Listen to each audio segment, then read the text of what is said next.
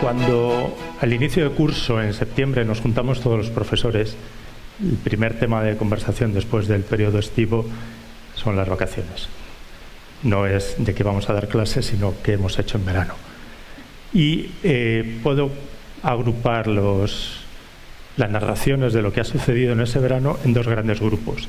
Están los que te cuentan el viaje que han hecho y están los que te cuentan cómo han descansado y disfrutado las vacaciones. Es decir, en los dos casos hay elementos comunes necesarios. Es decir, ha habido un diseño, un plan, unos medios,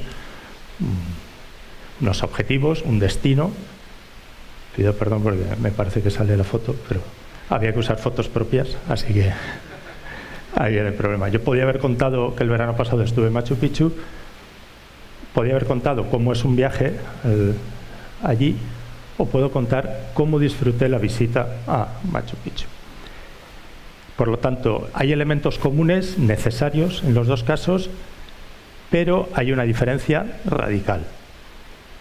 No es lo mismo que yo cuente un plan teórico a que yo cuente una experiencia. Con las asignaturas pasa lo mismo. Es decir, la diferencia entre un profesor que explica un temario y aquel que hace transmisión de una experiencia, se tienen que dar los mismos elementos teóricos necesarios, porque si no, no hay asignatura, pero no tiene nada que ver. La misión de una universidad católica que tiene que encarnar el Evangelio en la cultura es precisamente esa. Es decir, ver cómo en lo específico de la universidad, que es una labor académica, por lo tanto científica, el Evangelio se transmite de forma experiencial, porque transforma la realidad de la persona que lo vive y transforma aquello que se comenta y por lo tanto aquella ciencia que uno ha estudiado. Termino con el símil del viaje.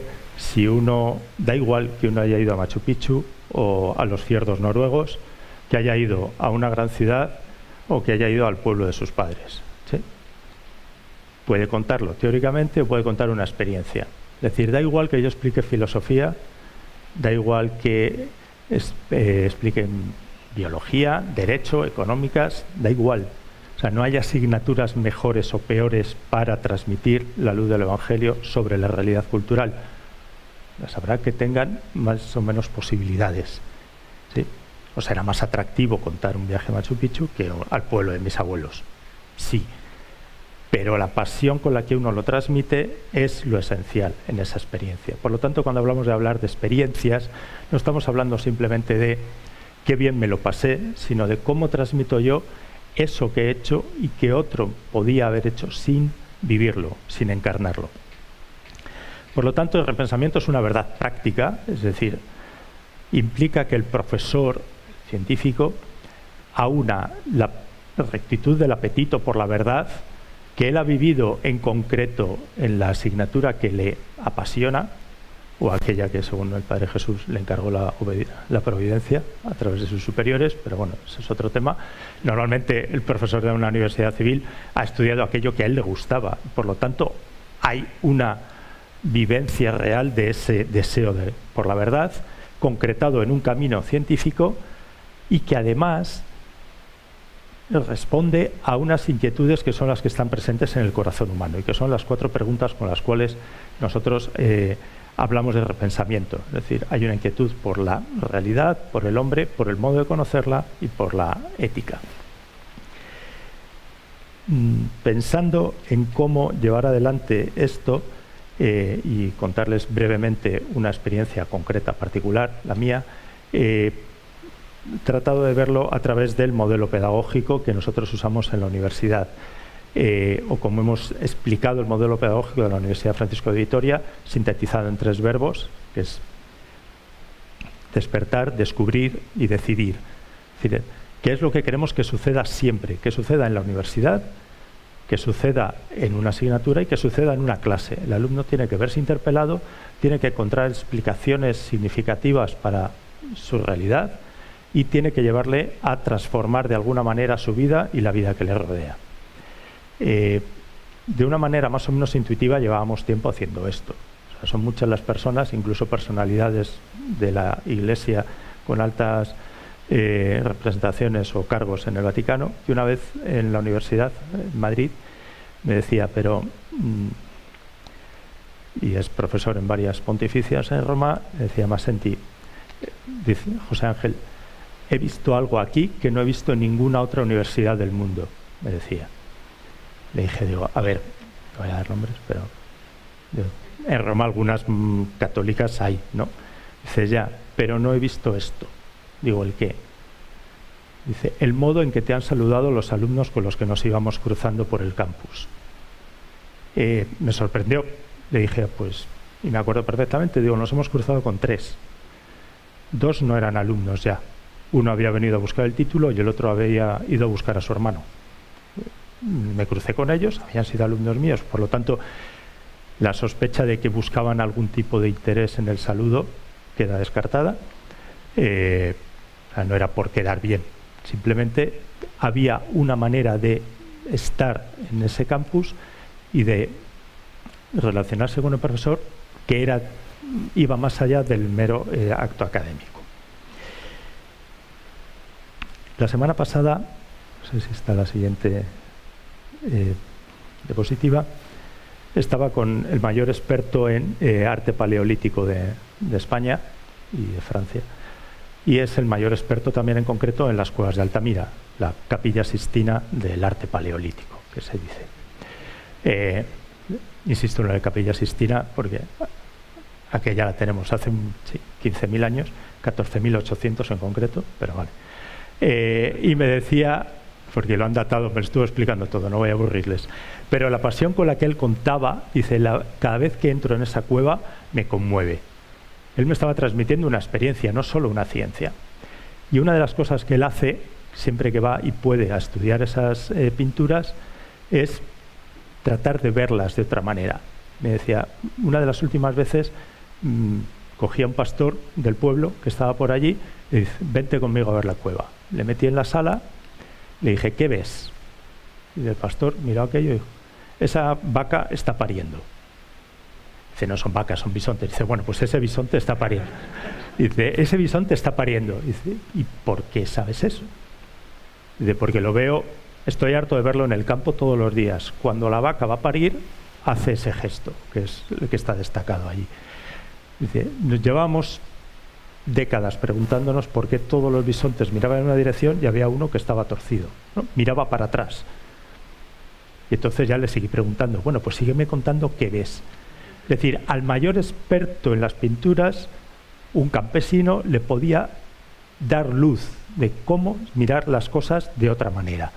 Entonces, es importante, por lo tanto, que entendamos que cuando damos una asignatura, no es tanto dar solo contenidos teóricos, que tenemos que darlos, sino enseñar a ver la realidad de otra manera. Voy a tratar de seguir esos 3 pasos contándole la experiencia de él, cómo he rediseñado una asignatura ética y deontología de la educación. Ética y deontología de la educación, el programa viene dado por el Ministerio, no hay problema, el Ministerio le digo lo que hay que decir,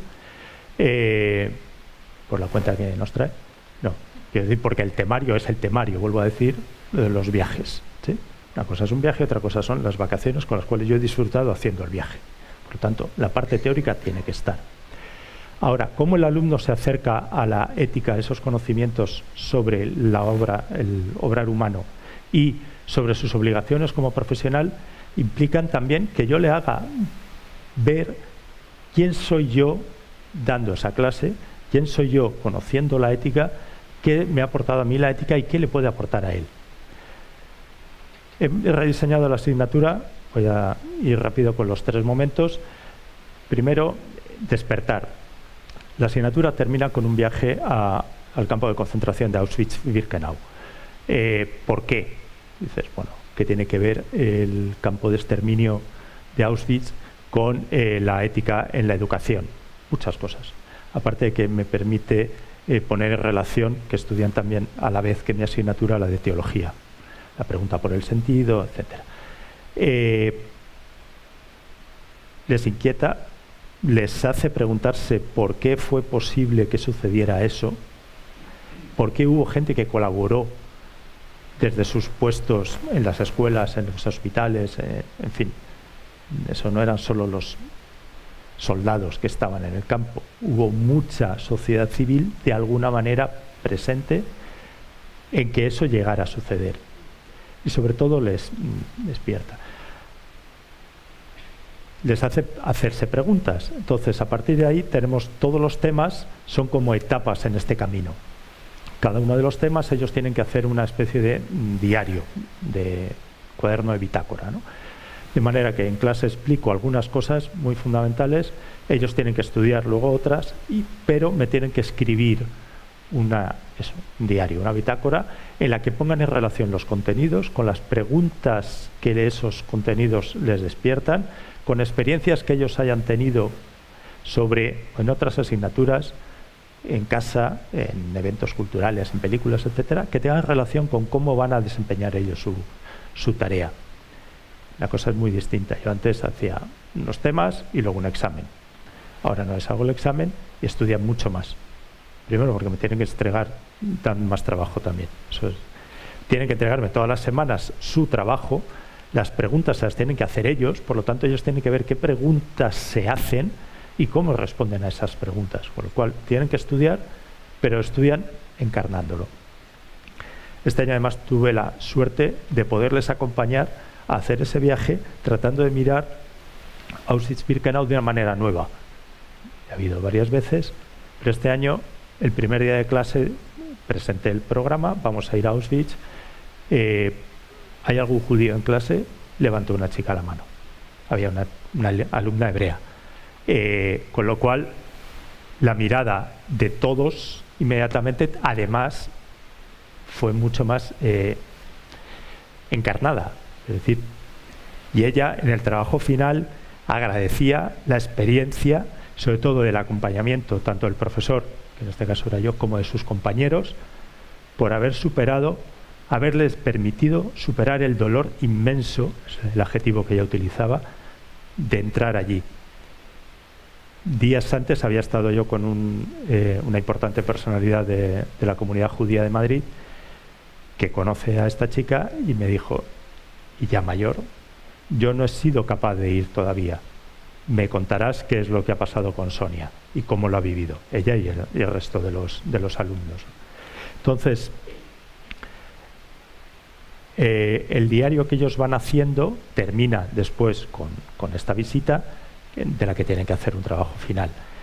Y en cada una de esas, por último punto, decidir, en cada una de esas hojas ellos tienen que añadir además dos aplicaciones prácticas. Una para el momento actual y otra para cuando sean docentes, maestros en la escuela, de cómo van a vivir esto que están aprendiendo. Claro, si uno va, ya no sé en qué, porque me he ido despistando, esa es la entrada de Auschwitz, ahí está uno de esos que va ahí, es esta alumna Sonia, de la que he hablado. Pasamos a la siguiente. Esto fue este verano, viendo los nenúfares de Monet en París.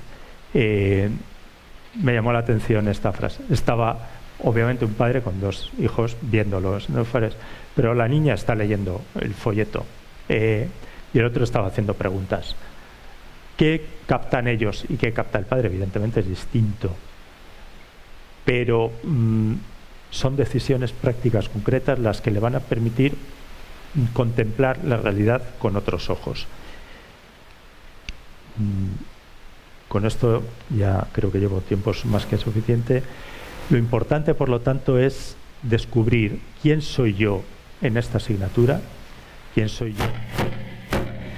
No soy yo. Juro que no he hecho nada. ¿Quién soy yo estudiando ética? ¿Quién soy yo en este camino de encuentro con la realidad que en Auschwitz me interpela, y además interpela de una manera inusitada, como podemos imaginar? Y sobre todo es llegar a conclusiones que no son definitivas, sino que me permiten seguir integrando mi estudio de la realidad en un mapa mucho más amplio. Pasamos a la última, bueno, penúltima, queda esta. Dice en la Veritatis Gaudium el Papa, perdón, que leo la frase. En él, escribe el apóstol Pablo, están encerrados todos los tesoros de la sabiduría y del conocimiento. Este es un principio teológico, antropológico, existencial y epistémico. Son las 4 preguntas de las que he hablado antes que nosotros habíamos formulado como manera de hacer el repensamiento. Es decir, Cristo ilumina la realidad de otra manera. Y nos tiene que dar claves. Si somos capaces de vivir el Evangelio en la cultura, tenemos que ser capaces de ver cómo nos interpelan Cristo y nos ilumina la realidad, la que cada uno estudia y explica. Última, por favor. Esa foto es de hace un par de meses. Estaba en un paseo a la sierra, en Madrid. Hubo quien me la pidió. Dice, es perfecta, se ve perfectamente la montaña y el reflejo. Es casi si uno da vuelta no sabría qué lado es. Sin embargo, decía Chesterton que cuando vemos que todo encaja perfectamente sospechamos. No la hice, pero un minuto después de esa foto aparecieron un montón de niños y se pueden imaginar lo que pasó. Empezaron a tirar piedras al estanque, con lo cual la imagen de la realidad saltó por los aires.